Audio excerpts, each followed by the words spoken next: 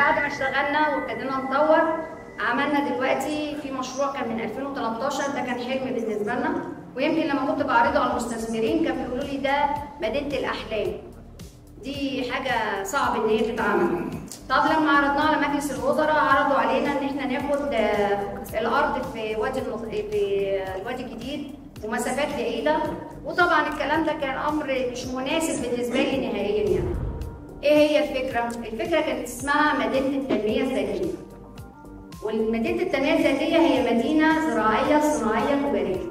والمعنى ان احنا بنقول ان الشخص المستثمر اللي بيدخل في المدينه او الفكر المتكامل ده، يعني مش بيدخل مثلا نقول لو دخل في الزراعه فممكن الزراعه تتاثر ببعض الحاجات فيحصل معاه في فتره من الفترات نقص في الارباح او العوائد او الارباح المرجوه من المشروع.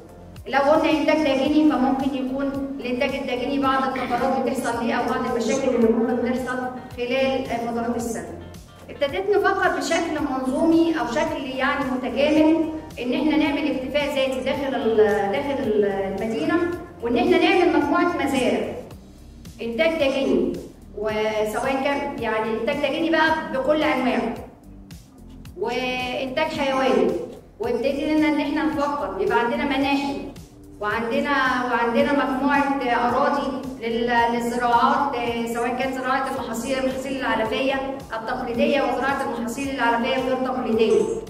وابتدينا ان احنا نفكر بصوره كبيره في النباتات الطبيه والعطريه، ان احنا ازاي ناخد النباتات الطبيه وناخد الاكساب يعني مكان عصر الزيوت ونستخدمها في الاعلاج، وناخد الزيوت والمستخلصات ديت ونعمل منها ادويه نقدر ان احنا نقلل تكلفه الخامات اللي بتيجي من الخارج.